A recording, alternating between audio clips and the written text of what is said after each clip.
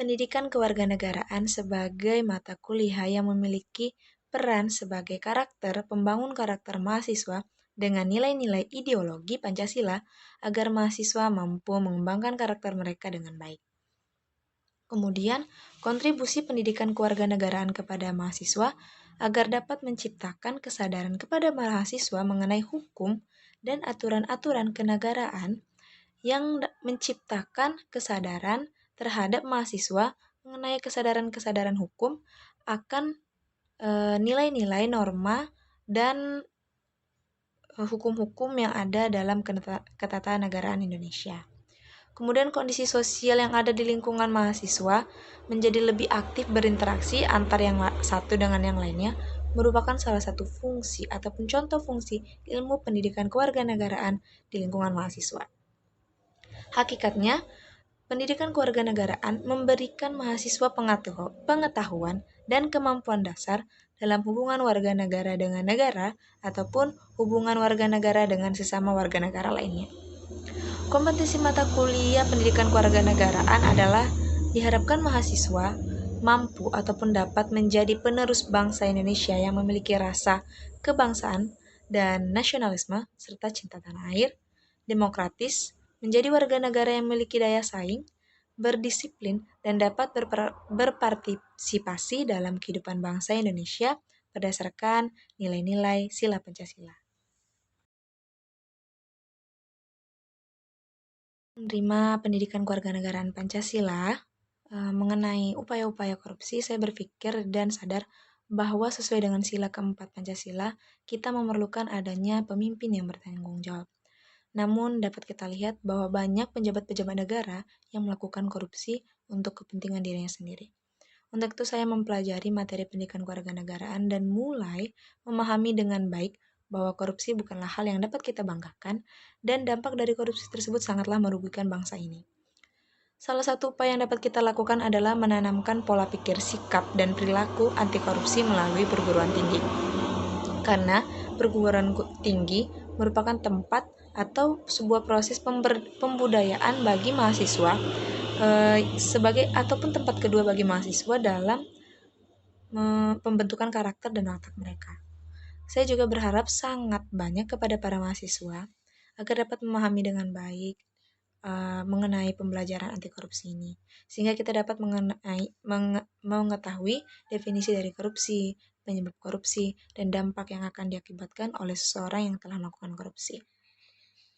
Hal ini juga perlu kita sadari dari diri sendiri terlebih dahulu, agar dapat memiliki pemahaman akan korupsi dan berjiwa anti korupsi, sehingga dapat mencegah korupsi yang terjadi di Indonesia saat ini.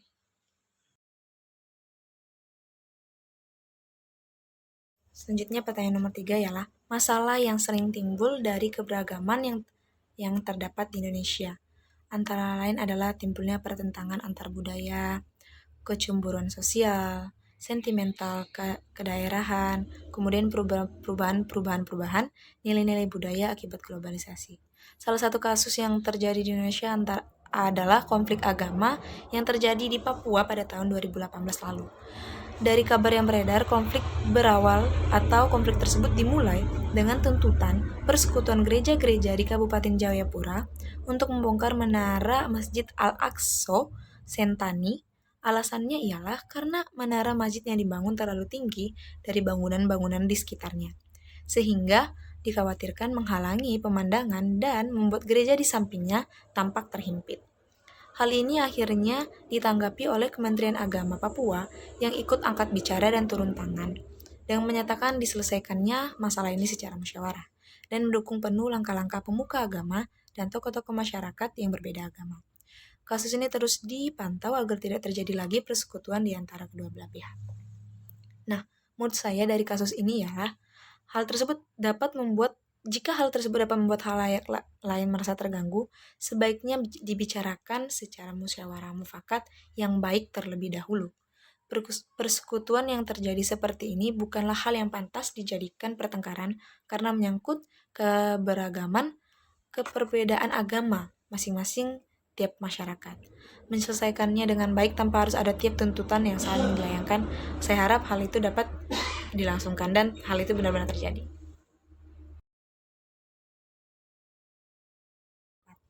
Hal ini dapat disosialisasikan mulai dari taman kanak-kanak hingga jenjang pendidikan yang lebih tinggi lagi. Mulai dari mengenali lagu-lagu nasional serta daerah, mengenali bahasa Indonesia dan bendera merah putih sebagai bendera negara Indonesia, kemudian mempelajari tentang sejarah Indonesia, mengenal Pancasila sebagai dasar negara dan Undang-Undang 1945 sebagai dasar hukum bangsa Indonesia. Lanjut, ada upaya-upaya bangsa dalam mempertahankan keutuhan NKRI dari segala macam bentuk pemberontakan atau hal lainnya. Pengembangan wawasan Nusantara senantiasa berorientasi pada kepentingan rakyat dan wilayah tanah air secara utuh dan menyeluruh. Nomor 5 yang terakhir, bentuk-bentuk hubungan antar negara dan warga negara. Di sini dimaksudkan, kita sebagai anggota dari negara, maka warga negara memiliki hubungan atau ikatan dengan negaranya. Hubungan warga negara dengan negara terwujud dalam partisipasi, identitas, dan bentuk-bentuk hak dan kewajiban antar keduanya.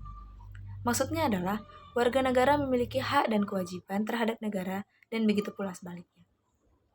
Kemudian hak dan kewajiban warga negara. Yang pertama ialah hak. Hak warga negara antara lain adalah misalnya hak untuk hidup.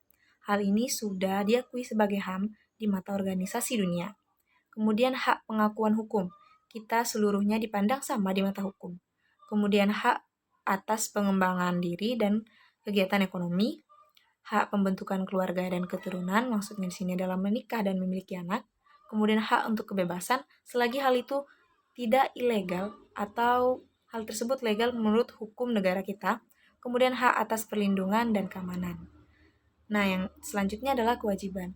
Kewajiban warga negara ialah kewajiban mengikuti hukum yang berlaku, kewajiban bela negara, dan kewajiban membayar pajak.